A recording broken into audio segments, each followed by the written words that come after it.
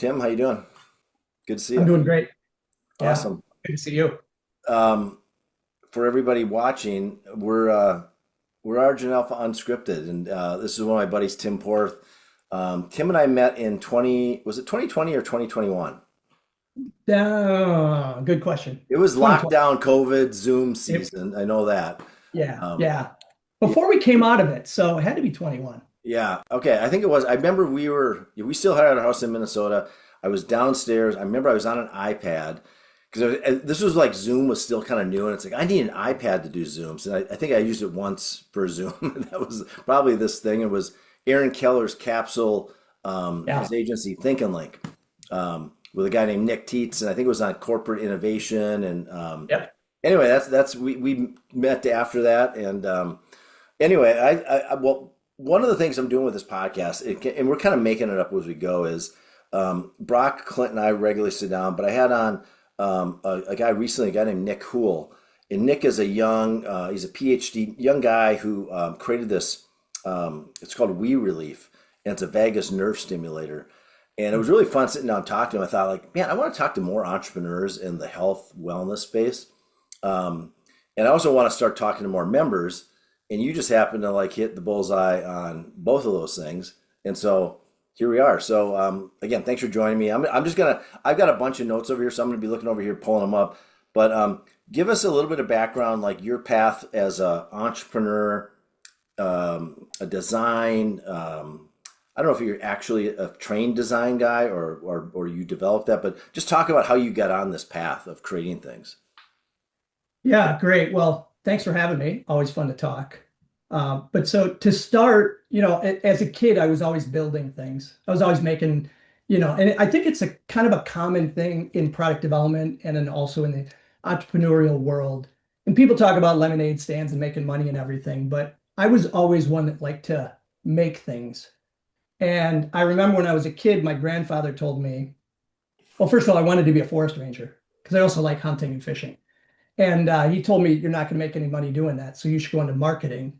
And I wound up long ways getting into marketing, but I originally went to school for industrial design. I was kind of between architecture and then I learned about industrial design, which is basically the architectural world, but for product. So then the second thing that my grandfather told me was um, go to work for a company that you like the product. Mm. And at the time, it was going to be, Zebco for fishing or Remington or, one of those outdoor companies. And he said that way, when you're doing your job, you'll be enjoying it the whole time. And then on weekends, you can do the same kind of stuff, but it'll be research for your world. So I took that to heart. And originally, my first job was designing medical equipment, which I wanted to get into that kind of technology medical equipment side, but it was slow moving with the FDA regulatory stuff. Hmm. So then what I wound up doing was chasing the fitness world because I loved working out. When I was a kid, I was always into, lifting weights and getting on a stair climber and doing all those things, going for runs. So then I eventually got a job at Life Fitness, which got me into the product development world within fitness equipment. So Life Fitness, hammer strength, treadmills, Okay. all of that kind of equipment that goes in health clubs and homes. And And then the long story, and you go you were ahead. at Nordic Track too for a while, weren't you? Yeah, yeah. So that was my second journey. My boss went from Life Fitness to Nordic Oh, Track. okay. Gotcha, So gotcha. that moved me from Chicago to Minneapolis. And then Nordic Track wound up going bankrupt, and I left right before that. You could see the writing on the wall. And Life Fitness had bought a company in Minnesota, so I went back to Life Fitness, but in a different facility. Okay. And I spent probably between the two of them like 8 years, 9 years, and then started a company with Dennis Lee, my business partner for Octane Fitness. And that was like my first venture into doing my own thing. Okay. So that was Well, kind of the kickoff on that. and I don't know, I don't remember that year, but I remember when Octane hit the scene. It was like it felt like who are these guys? But they came to win. It was like you all of a sudden seen Octane elliptical machines, if I remember right, everywhere. It Yeah. seemed like if you didn't have one, you remember going, hey, when are you gonna get your Octane thing? Because whatever they had was lesser quality, or I remember they were a lot of them were choppy. I mean, really bouncy Yeah. type things. But yeah, when did you guys kind of hit the water and in mass? So we worked nights and weekends on the project. Dennis left before I did after about 7 months worth of nights and weekends. And then he went to test the financial raising money side of the business, which was totally new to us. I mean, we knew how to make fitness equipment and we knew how to sell fitness equipment, but the entrepreneurial part, which is really kind of, if you go back to 2001 is the time frame, it Okay. was really early for all of this. There were no entrepreneurial programs in college or Shark Tank or anything that has brought up that kind of exposure. So 2001 is when we started though, and then we sold the first product at the end of 2002, Okay. and it took off. I mean, it was definitely, Dennis had the relationships on the distribution side, and then I had the relationships and understanding on how to design the stuff and get it built, get it manufactured. So then we hit the market at the right time. I mean, that was really the magic, was the timing, because there were retailers, we sold to specialty fitness retail, and there was an opening in the market. Nobody had like a $2,000, $2,500 product. It was either 3 grand from Precor and Life Fitness, which we had worked on, or it was like $1,000 or less. So there was a huge opening, and that's why it just took off like wildfire. So what percent was like direct to consumer versus selling into health clubs and that sort of thing? Yeah, so we truly weren't direct to consumer. We were always going through the Okay. second winds of the world, the specialty fitness world, where they sell, equipment from $600 up to Okay. 5,000, $7,000. But we did wind up growing into that commercial side, which we did not have the relationships there initially. Even though we were at Life Fitness, we were more focused on the consumer side. I got you. But we started selling into that in like 2007-ish, 2006, 2007. And Okay. it was a lot of work to get into that network, because those people buy 10 units per club, and they're not going to roll the dice on 10 units because they just get beat up. It's like a rental car. Okay. People drive a rental car different than they drive their own car. Same Yeah. thing with fitness equipment. Yeah. So it took us time, but it was a great diversification strategy for us. And then we went global. So we were selling to clubs and homes across the world. Okay. Got well, and our mutual friend Dick Enrico, he played a part in your story, it sounds like. Oh, oh. He was our number one customer. He was Oh our yeah. number one. I mean, he just dominated the market in the Midwest. I mean, he had a fantastic business, and kind of a funny story. He wound up selling his company right as we were selling in 2015 to Nautilus. Okay. So that was a little disruptive. We were a little bit nervous when he was selling his business, but it all worked out. He was a great partner the whole time. Yeah, he was a great guy. I remember, well, one of our members, Joe Schmidt. I remember where I met Joe Schmidt was okay, now let's see. It might have been 20 years ago. It was right around 2005, and it was at Dick Enrico's 65th birthday party. And Joe was the MC, if I remember right. And it was just you can imagine what that was like. Oh yeah. Dick was and is a classic. If they had a Minnesota Hall of Fame for just pure sales entrepreneurs, that guy is, if he's not at the top of the Mount Rushmore, he should be. He was one of the best. Still One is. of a Yeah, I kind. think I think Still he's is. still getting after Yep. it too. Yeah. Yeah. Yeah. I think Dick's got to be mid 80s and still going to the office every day. At least the last I heard from him. I get a voicemail every Yeah. from now and then. We get on a call, and anybody who knows Dick, if you call him, you got to call him back prepaid. Which Yeah. anybody knows, they'll get Oh that yeah. reference. Oh Um, yeah. so you sold it in roughly 2015, and then did you guys stick around with the, you said Nautilus bought it? Did you stick around for a while with the transition? Yeah. So if you go back, we sold the first product end of 22. We actually sold it to a private equity group called North Castle Partners Okay. in January of 2005. So Oh, we sold it pretty quick, and our investors got paid out within like 2.5 years. And then we rode with North Castle for about 11 years um, before we sold to Nautilus Bowflex. okay. And I was so naive back in those days. I didn't know the difference between VC and PE. I mean, Mhm. that's kind of how new to that world we were. But they were great partners. I still work with North Castle today on some portfolio companies, and it's a great relationship. They were great to us. 11 years is a long time in the private equity world. Yeah, that's great. Well, it reminds me, we used to work with a bunch of fitness companies back in the 90s. Um, So another one of our Argent Alpha members, Damien DePusas, he and I were partners in a company called Novus Print Media. And if any of these fitness companies ran an ad in a newspaper or magazine, they were clients of ours. So Nordic Track, Life Fitness. I don't know if you remember Health Rider was a brand Oh, back then. oh yeah. Um, Okay. and then it seemed like I don't know if it was like the late 90s, there was this big consolidation, a big roll up. And I don't think it went well. I think it was a company called Icon that was buying Yeah. up brands, and it ended up being like badges, not the. It wasn't the companies that you remembered. It was just became kind of a consolidation play, and I don't know if that was like a first wave, and then you kind of came in on a different wave. But it's been an interesting industry to watch in terms of like all the different players that have come and gone. Yeah, players and trends and everything else. They're always trying to redo things, right? I mean, old things become new. Like if you think about the Airdyne Yeah, and rowers, like Concept 2 with functional strength and the whole CrossFit wave, that brought out stuff that hadn't been used in years and years. But if you roll back to Icon Health and Fitness, they're the ones that bought Nordic Track out of bankruptcy after I left in 2000, or no, 1998, I think. okay, So. yeah. Yeah. Yeah. Well, So it's a fun industry. It's a fun industry because what's old is new. I mean, look at kettlebells, look at all the different stuff we do. yeah. You wouldn't think you could do it, but it ebbs and flows and you really got to be on top of the trends and make sure that the trends are real. Well, I was joking with somebody recently about, you see all these electric bikes now, and Yeah. which I think on the one hand I go like, well, it's great, people are out getting active, and I think like, is it just? But it's like substitute fitness. It's like Yeah. it's like the illusion of biking versus actually biking. I was joking like, when will they have the electric ab roller? So it'll be help you do your crunches on your ab roll. Remember the ab rollers? I mean, that was another thing that Oh was yeah. Oh huge yeah. We for a sold a while. lot of those at Nordic Track when I was there. Yeah, Oh yeah. But yeah, my take on electric bikes, I'm a fan of electric bikes because it does get a lot of people out that wouldn't be out.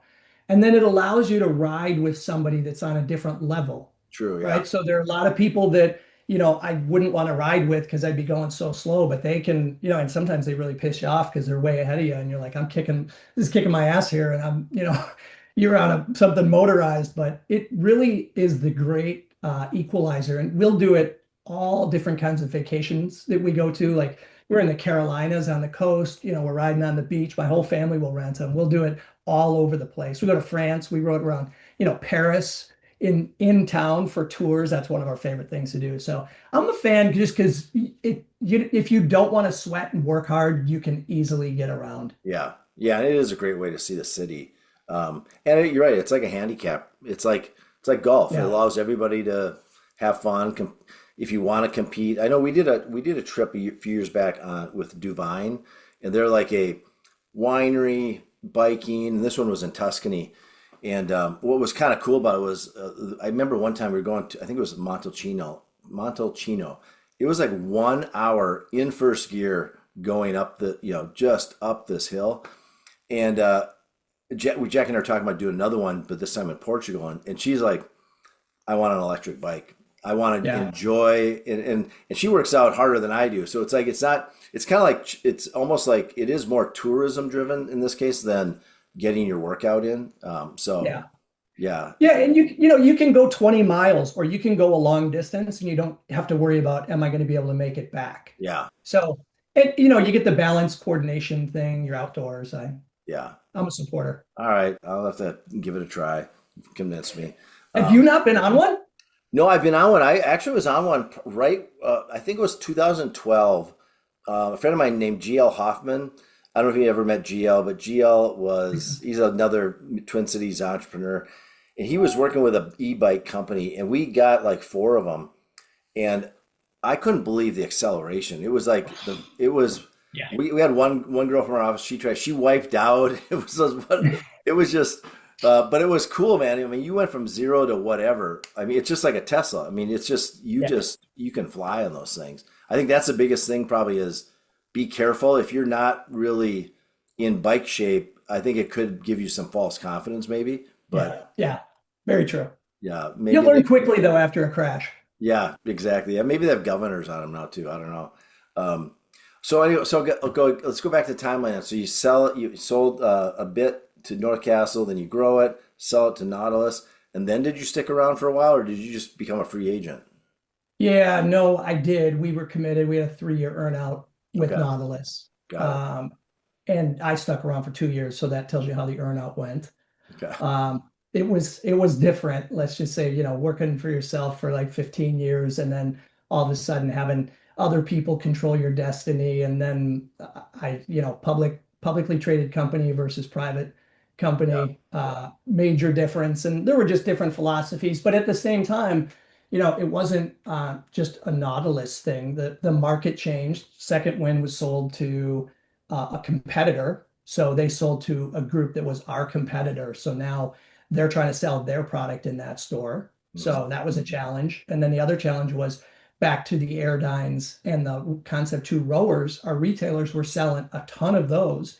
And they're like, oh, we sold this many of them last month. But you'd say, yeah, but that's a $600 product and we're selling a $3,000 product. So for every one of those you trade out, what's your gross margin look like? And, it was a real challenge for them too, but that's what was demanded. So both of those things really made it a challenge. And then, integrating the company wasn't super smooth. We had our way of doing business. They had their way of doing business. And not that one is right or wrong. They both worked for both of us. And then their top product at the time really kind of took a hit. It was a direct to consumer product and called it the Max Trainer. And Mhm. they had a hard time with that. So it wasn't, still a good purchase for them, but didn't work out the way we had all envisioned it. So then I became a free agent. Yeah. Well, it's funny. We had probably a similar experience when we sold to a publicly traded company back in 2000, and it was nobody talked about post-acquisition integration strategies. I mean, it's almost like if they had a swipe left or swipe right kind of technology to like, and then you could figure out if there was a fit. But I mean, there were so many things. It took us, and we sold, and then all of a sudden the internet 1.0 or whatever that time frame was called, the crash. So ad Yeah. budgets went away, so our revenues just crashed, and we had done nothing but grow. And so it was all of a sudden we're looking at riffs. I'm going, what's a riff? That in the corporate world, this is well known. What's a reduction in force? Oh, what's that mean? It means fire 40% of your people in the next week. It's like, Yeah. so you Yeah. get like you're faced with that. We would have weathered that one way or another with a different approach because when you're private, you don't have to hit earnings. You're just going to think about it differently. Um, Right. but man, that was it took us 18 months till we got traction. And then when we got traction, then it was rocket fuel, but it took a long time. And I would say it was macro industry stuff, but it was also just, it was the lack of a true integration. It was like, I don't think they knew what they bought really. Mhm. So I wonder how common that is. I mean, it seems like it's more common than not on a lot of these deals. Yeah, I think it's the buyer because there's some companies we were also talking with Life Fitness about buying our company. And at the time, they were owned by Brunswick and they were masters at buying and integrating companies. And they had a team, an M&A team that came in from Brunswick that worked with the Life Fitness team. And they had their recipe, they had the drill down. And ultimately, that didn't work because we talked a little bit too much about the integration part. Like we were trying to figure out how it was going to integrate, and then both sides got kind of cold feet. So sometimes you don't want to talk about that if you want to get the deal done. But they knew how to do it. And then on the other side, Nautilus, it was really that management team's first acquisition. Okay. So the integration was not super smooth. Yeah. Yeah. You're probably part of a case study now. I think somebody did write a book on it. Or it's in a book. It's a chapter. Yeah, So that's yeah. cool. All right, so Uh-huh. you hung around, and then again, if I met, well, so the gap between that and your current venture, talk just about, did you detox for a while? Did you dive right into this new thing? Talk about the new thing. I mean, I think that's an interesting part of your story. Yeah. Yeah. Looking back, I should have detoxed a little longer. I detoxed for a couple months, like Yeah. 2 or 3 months. And the new venture is Fiix Body, which is really a spin on physical therapy, simplifying the process of physical therapy. And the first thing we fix, what we do right now is we fix tennis and golfer's elbow, Mhm. which happens for terrible, terrible name, but it's a condition of overuse on the tendons on the inside or the inside or the outside of the elbow. And that stems, I guess the common theme is the things that I like to design and build are for me Mhm. because I had tennis and golfer's elbow for 7.5 years before we made this company and this machine. And I had a couple physical therapy friends that I had tried to get my tennis elbow. I had actually had tennis and golfer's elbow on both arms, so all four tendons. And some PT friends that I had worked with at Octane that helped us when we were designing machines, testing machines, and doing research studies, became personal friends. And then I would go in there all the time and try to get my elbows fixed. And I was really bad at physical therapy. I just don't show up.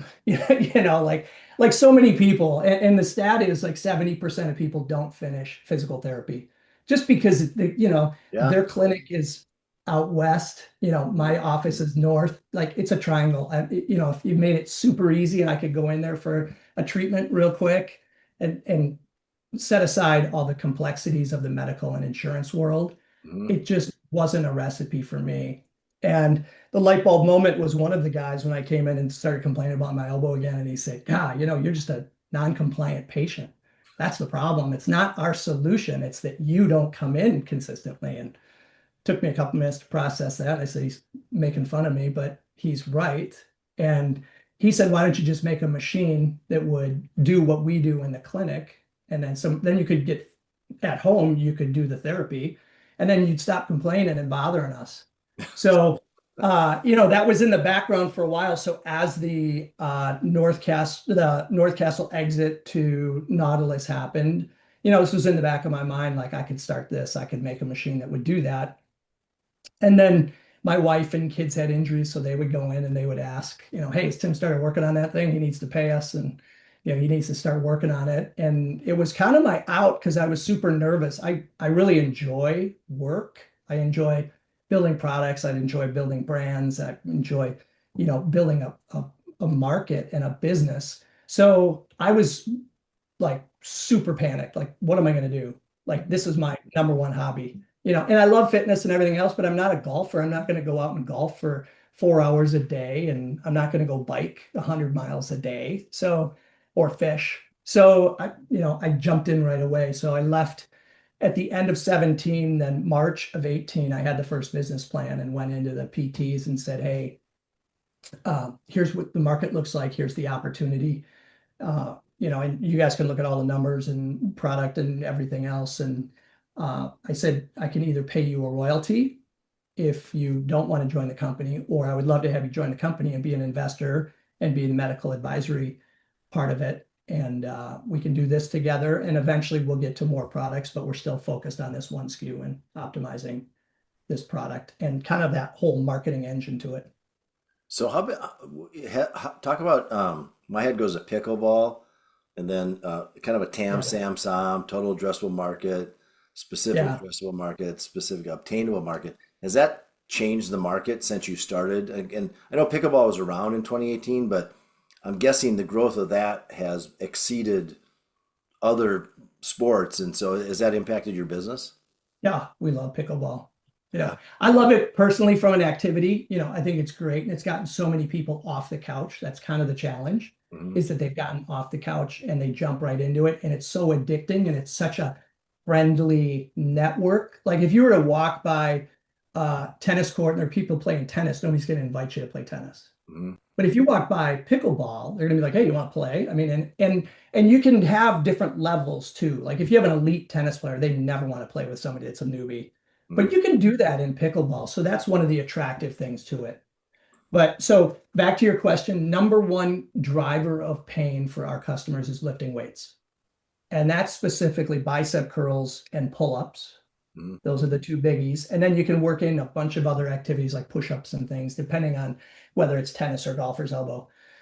So that's number one. DIY is actually number two. So raking your yard, gardening, just moving stuff around, like all the do-it-yourself things at home. Hmm.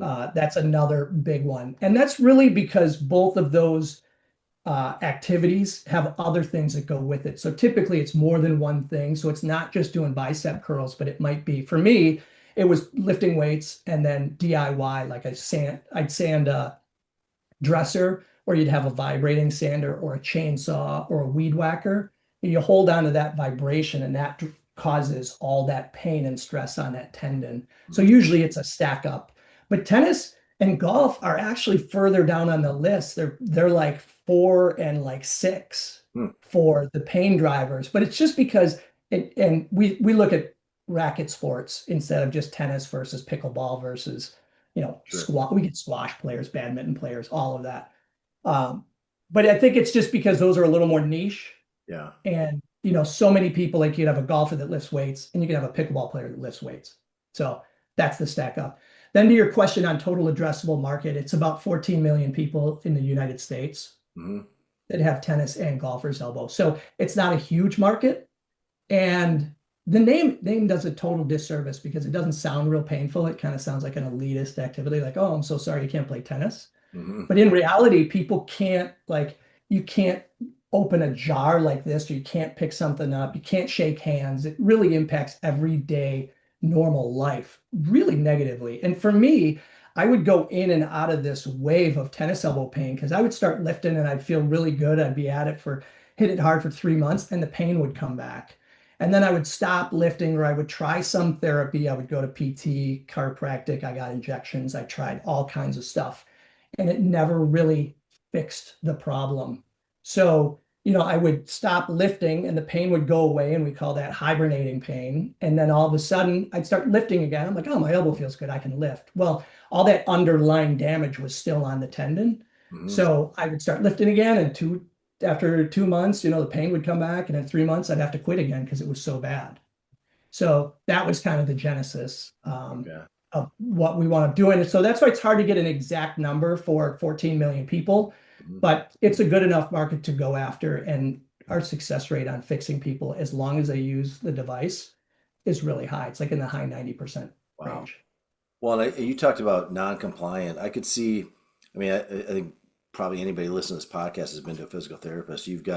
So you got your calendar in front of you. So there's a scheduling piece.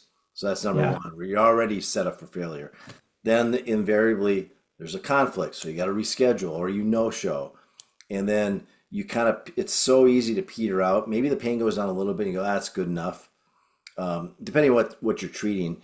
But I know I had a shoulder thing, and I was able to stick with it, and it got through it. But it took like, I don't know, 10 weeks or something. And Yeah.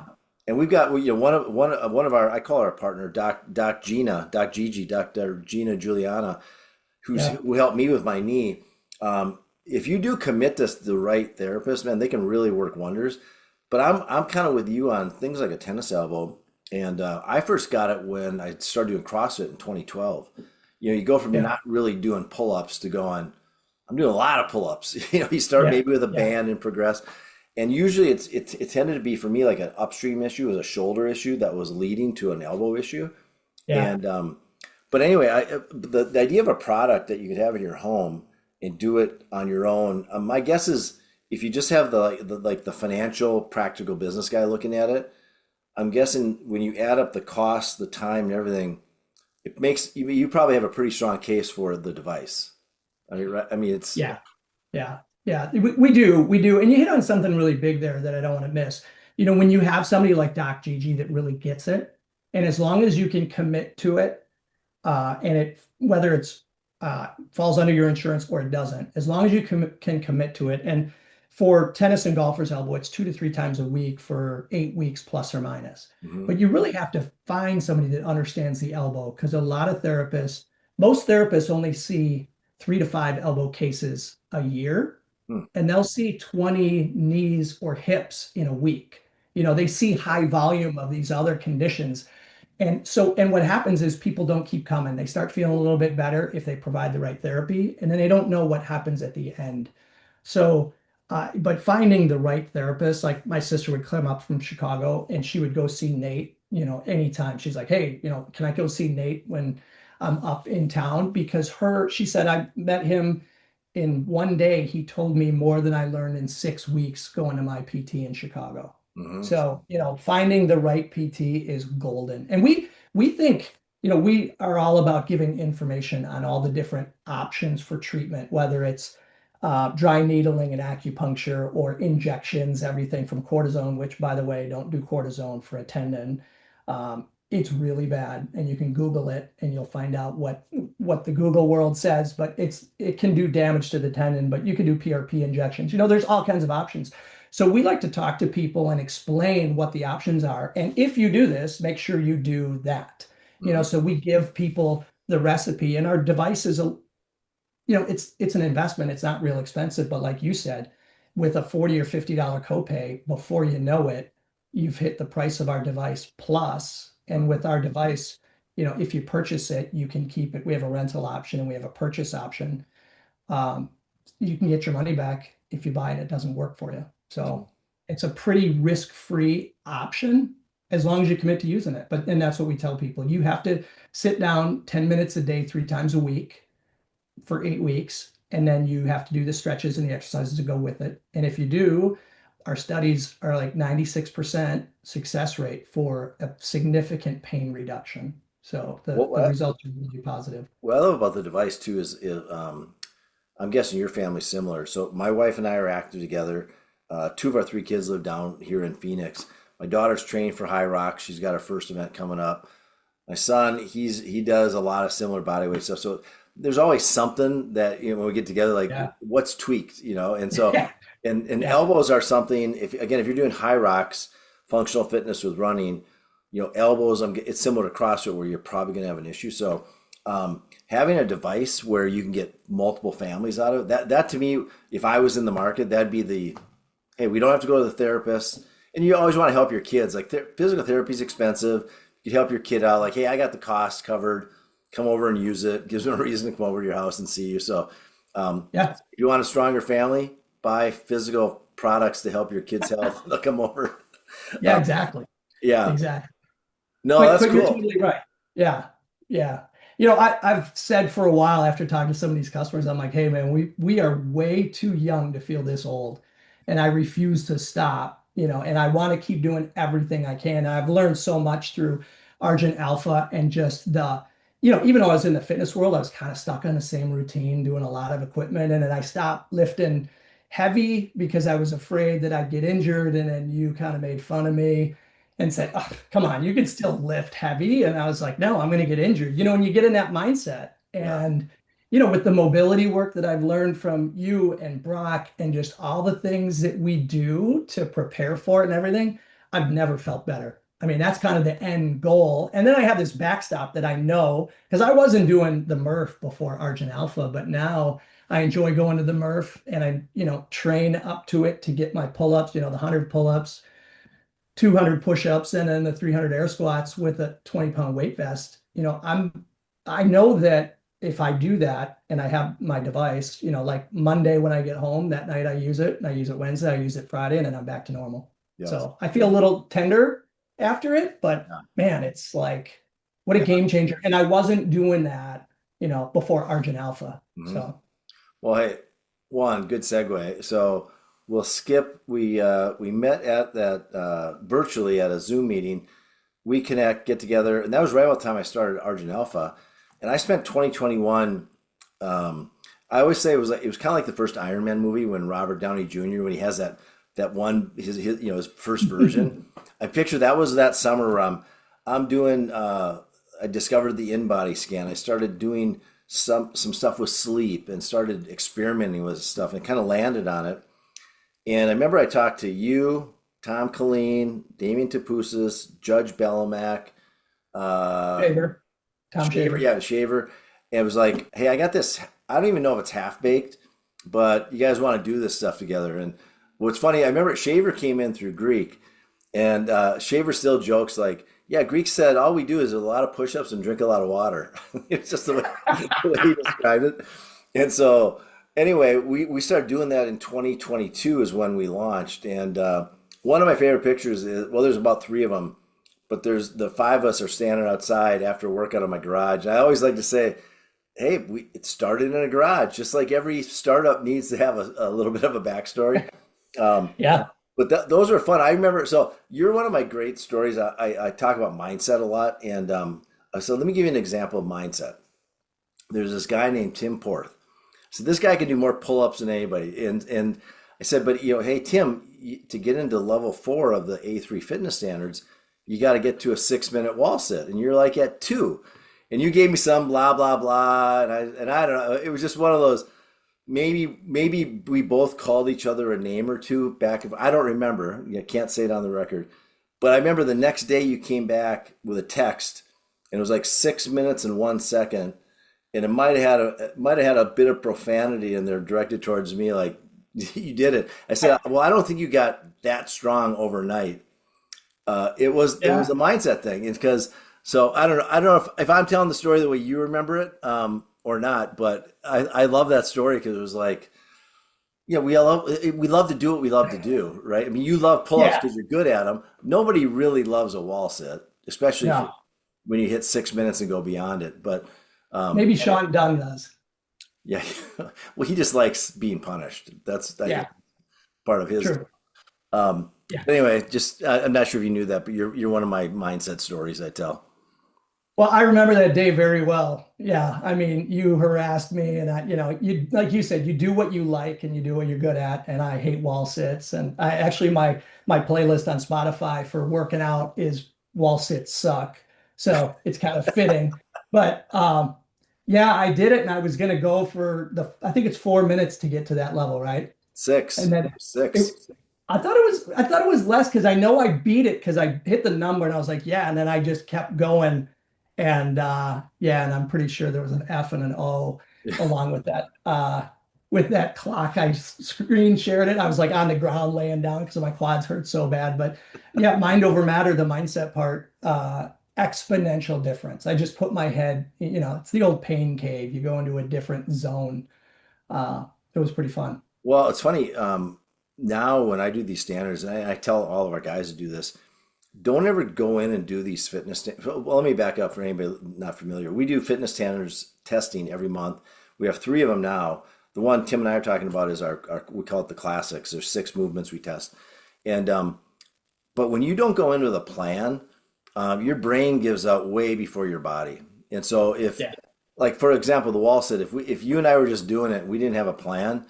I think we both look at each other about at 3 minutes ago. You done? I'm done. If you yeah, Yeah. let's yeah. But if we said, hey, we're doing six, one way or the other, then we'll go do six, and it'll suck, but we'll get there.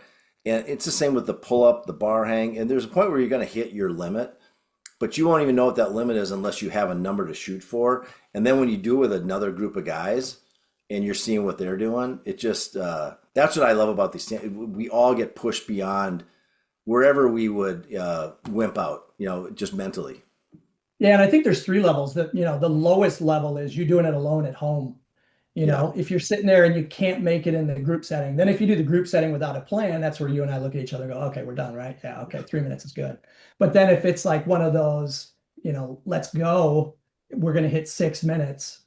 It's a totally different game. yeah, yeah. And if Mhm. you got a guy like Brock saying, "Hey, what's your best time?" and then he invites you to beat that time with another number, and then again when Yeah, you're doing it with other guys, I mean, it's surprising what can happen.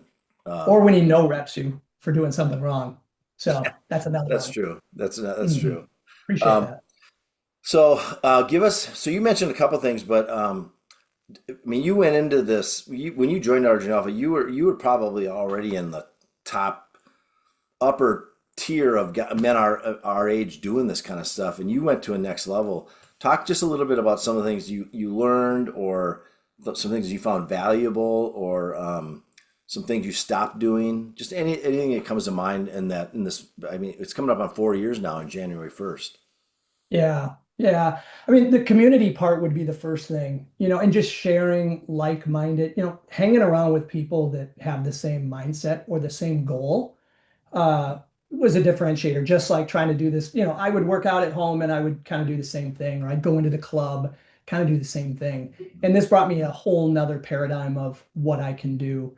So, that mindset and community part really was a big shift for me. And I was in, good shape in certain activities, but like you pointed out, my wall sit was pretty weak and my plank wasn't very good. There were some things that I didn't like doing that I've completely changed in that time.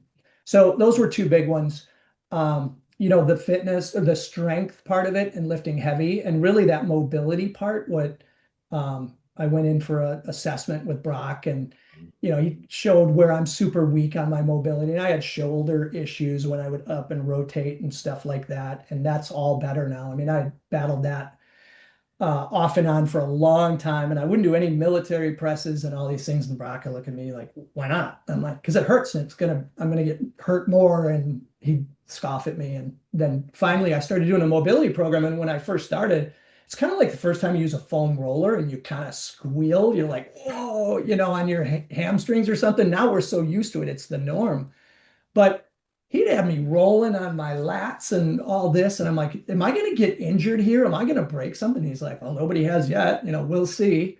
But I haven't. And now I do that like every morning, every night. It's part of my routine that I roll out after I wake up.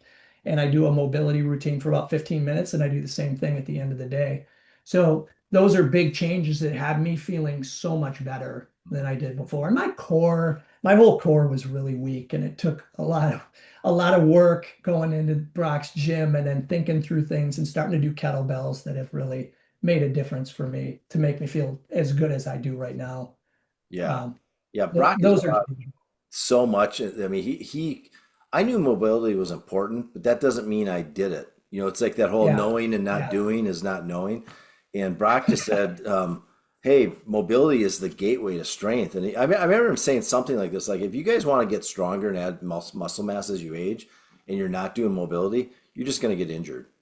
yeah, And, yeah. and, And and he's 100% right on that. and I think of it differently. I used to think about stretching and not Mhm. mobility. Yeah. I'd go into the old classic, what I would do in eighth grade cross country stretching, Yeah. or football, like freshman year in high school football. It was static stretching and stuff. But that world of mobility is so different, and it makes me feel so much better. And Hmm. if I'm just working, in the middle of the day, and I'm feeling a little tight in the shoulders or something, I'll just get down. I've got a foam roller here. I've got one of them downstairs and a couple of the orb balls. I'll just get down, crank on that, and I've got newfound energy Yeah. in it. One of my favorites is I've got the black orb, which is just, it's made out of cement practically.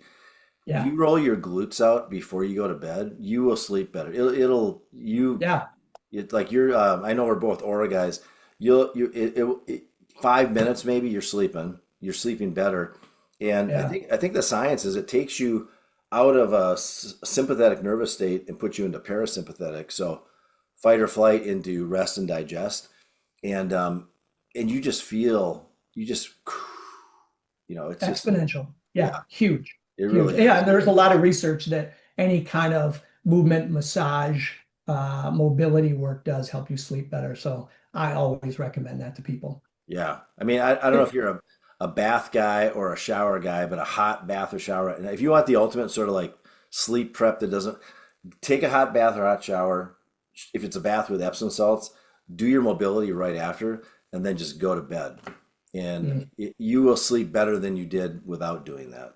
I It's I should add that into the routine. I don't currently, but that would be another thing I could stack on top of it.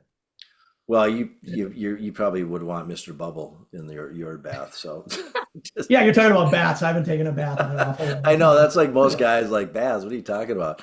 I sometimes will do them though because my wife is just like she just like try it, and there is something luxurious about a bath. No bubbles. Yeah. No, there's no. I'm just joking about that. But that hot water with Epsom salts and the magnesium that's in there. Again, it's just natural relaxant, and that's another thing. If you dig into it, the science behind it, like sometimes they'll say like 15 minutes. I can't get to 15 minutes. It's just like, there's a point where you're like, it feels good. Okay, I'm done.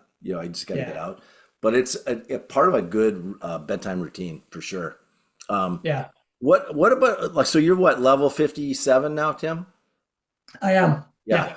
Yeah. Um, would you say you're harder to kill today than 4 years ago? Oh yeah. Oh yeah. Big Yeah, time. and that's when we Yeah. started together. I mean, I would say I am too. It doesn't mean you're bulletproof. Like I had for me anyway. I've my right knee all of a sudden out of the blue has been hurting. That's my knee that has no cartilage, and so but it's like it's better today. And I'm just more armed to okay, been here before, not running Yeah. to the doctor, foam rolling, some stretching. I've got my voodoo floss. I wrapped it up and I was doing squats with that, and just it already feels better.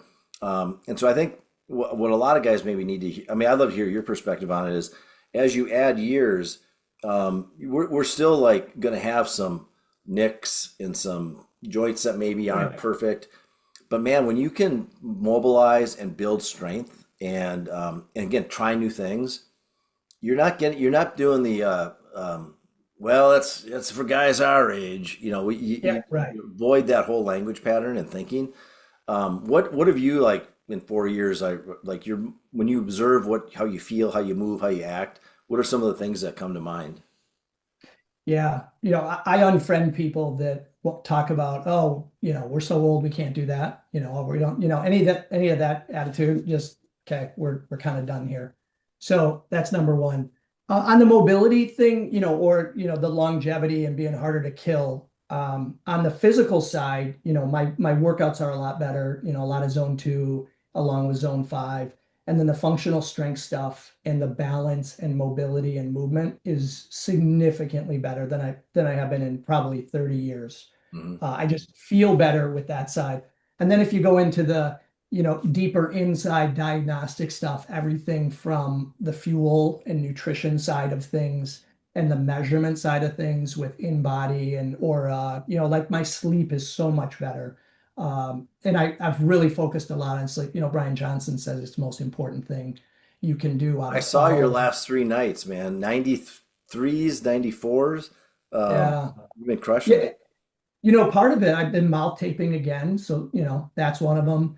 I posted that thing on sleep positions Yep. and I just changed from I can't remember what the dreamer to I can't remember what the No, other you were one the was. heavy lifter. I was the heavy lifter. Now I'm the dreamer Okay. and way better. You can see my movement at night isn't nearly as much. I mean, and part of it, it's gotten colder out and it's dark earlier. So that helps with the numbers. Yeah. But I mean, I really take the recovery thing and with the Argent Alpha group, we talk and share that kind of information.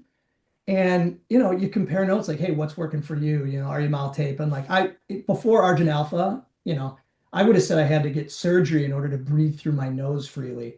Hmm. And you kind of scoffed at me again and said, yeah, just try mouth tape. It's limiting mindset, blah, blah, blah, that I hear from you. And I go, oh, maybe I need to tape my mouth or staple it shut. And now I do it regularly. And it's a huge difference. So those things, the recovery side of it, and then on the medical side with things like function health Hmm. and going to see a preventive cardiologist and knowing where other people are at on, you know, supplements, medications, just all that stuff and sharing the information. Like two other guys in Argent Alpha go to the same preventive cardiologist. I have a bad history in my family of cardiovascular disease. Hmm. So, I did the deep dive and before Argent Alpha, I did a CT angiogram, but then I got deeper into it with this cardiologist and did a calcium score. And, now I have the confidence because I really know what's going on.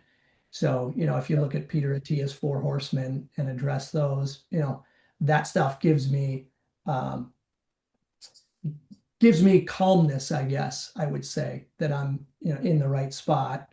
And then the other thing that really changed me was the whole future self Hmm. thing. And we've got a group of guys that get together quarterly. We do our annual plan. And, you taught me the whole, run your health and your personal life like you do your business. And I've never thought of that concept before, but now I do this big annual calendar, detail things out, have goals for each month. And then I measure and track the recordables like body fat and skeletal muscle mass and my sleep numbers.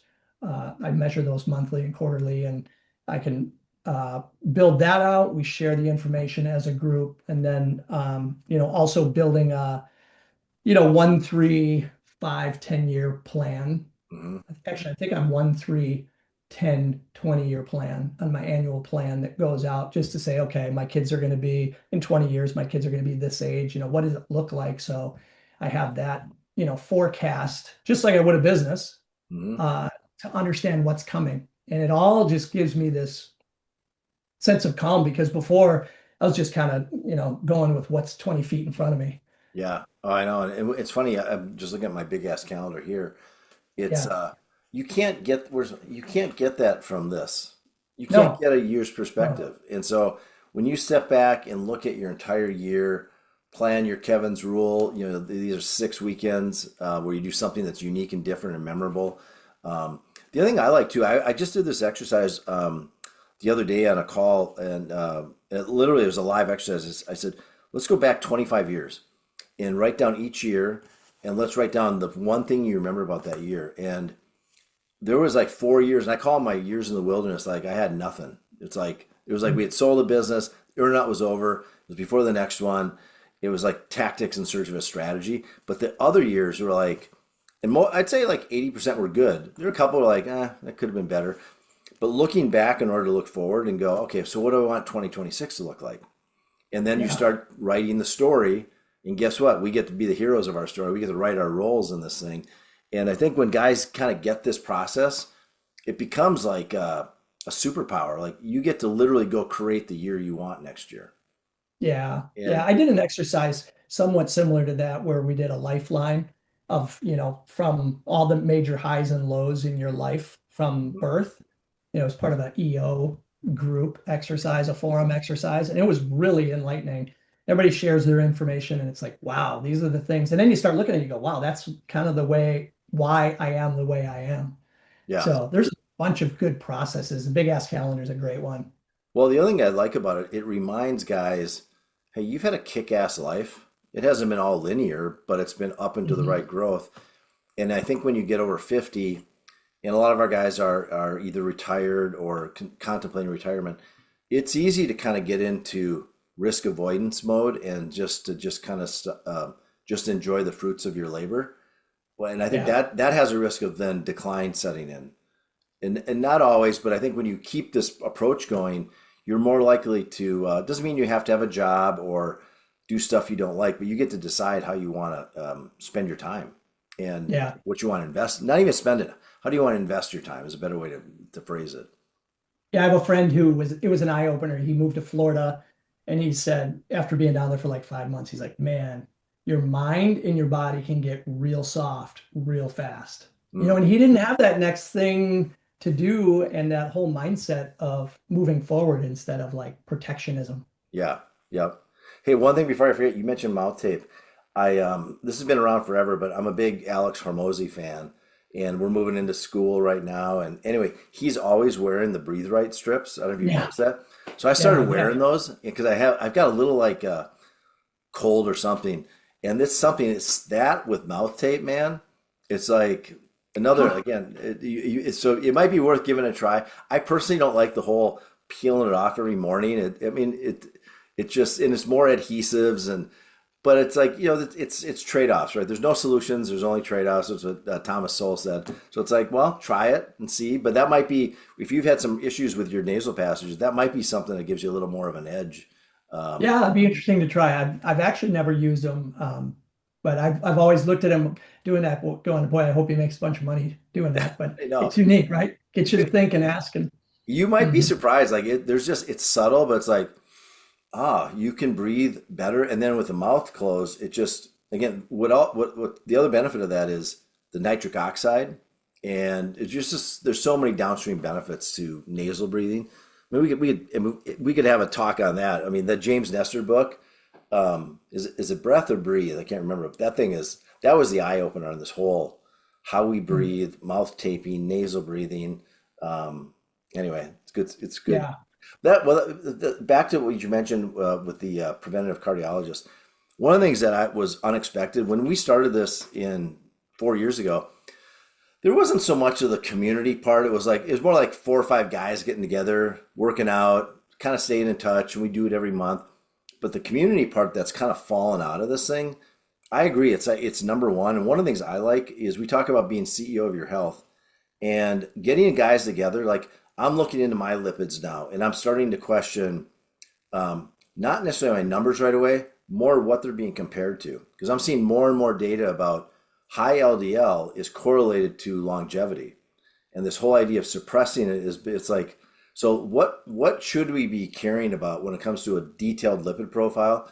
Versus, we all know now, at least in our group, if cholesterol is greater than 200, I'm in the awesome.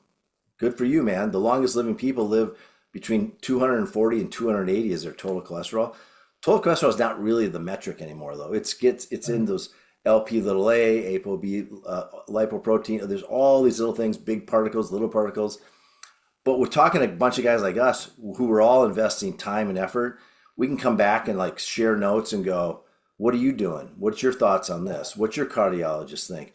And now you throw in AI and we're just way better.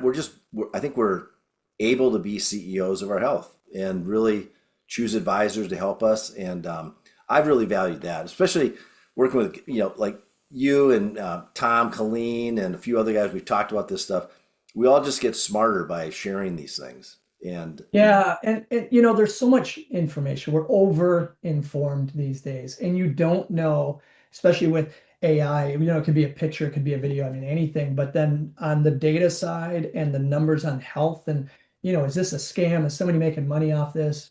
I like to dial it back and have people that I can talk to yeah, one-on-one and send a message out and say, hey, anybody got this problem? Or what do you think about this supplement, this medication, this? And I'm not prescribed on anything right now, but we have a group of people that then have resources to talk to and dig a little deeper. So when you go into the doc, you're smarter. yeah, exactly. And then you probably end up finding you need a new doctor because that doctor Yeah. doesn't like when you ask questions that he doesn't have the answers to. Yeah. Yeah. Yeah. Well, So, it's fun now to walk into your doctor with your own blood work. And they're mhm, like, whoa, where'd you get this? It's like, oh, Function Health. And they're like, what's that? yeah. And then, you go, hey, these are the things I want to look at today. Mhm. Instead of going in, getting a blood drawn and you come back and then they tell you they don't go deep enough on anything. So you don't know anything. Right. And if they're not trained in this, oh, Tim, you fall in the normal category. It's like, well, Yeah. those numbers are driven by a population that's sick. And so normal is not the objective. Optimal is the objective. Yeah. And so, Right. and you need a partner in health who understands that to help you. And it's almost always, well, I shouldn't say always, it's probably 80% lifestyle driven. That 20% can be supplements, pharma, procedures, things like that can help tweak things. And, Yeah. but man, you can go a long way with just the stuff we focus on: mindset, sleep, nutrition, fitness, hydration. So, Yeah. Exactly. all Totally right. agree. Well, that's all I got. I mean, this has been great, man. I appreciate you taking the time. Get to sit here and I'd love to pick more of your brain on some of the product roadmap at Fiix. Are you into peptides or not I mean, there's so many topics we could kind of dive into. I've been personally really going deep into peptides the last 6 months, Yeah. and it's like they're exploding too. That's another thing. Um, and a lot of guys listening to this might be going, "What's a peptide?" And it's like that's part of this journey is taking the red pill and kind of pulling out of Western medicine for proactive health. They're great for car crashes, organ failure, fall off the Broken ladder, leg. breaking leg. Yep. But for the stuff we're talking about, I said there's no answers inside of a traditional health insurance program for preventative health. That's Yeah. why I think a community like ours is. I hope there's more of them popping up because I think that's where we're going to get more answers and ultimately improve the health of our country. I mean, that's what we got a sick country, man. It's like overweight, obese, metabolic syndrome, diabetes, high blood pressure. I mean, overprescribed drugs. I mean, it's just crazy. So, Well, that's exactly what got you to start this. When I reflect all the way back, it was we weren't being rewarded for being healthy to avoid COVID. mhm. And we were being rewarded to sit home, get money, and not be active and don't go out and don't talk to people. Yeah, And you wanted to flip the script on that because it's like, hey, we need to be outside, we need to be moving, we need to be doing things. People should be rewarded for getting healthy on their own, yeah, not taking a jab and sitting back and waiting or being afraid. So yeah, moving forward on the proactive side of it. And peptides is a great example of a conversation within this group. Like, who's done it, what works, what did it work for, where'd you get them, what it cost you, any downside, because you got a big sample of people that can share their information and then more people are going to get involved in it and understand it. But if you just go out and read now, that's a project. yeah. But to balance real world conversations and take learnings from other people and balance that with what you can read online and start to figure out.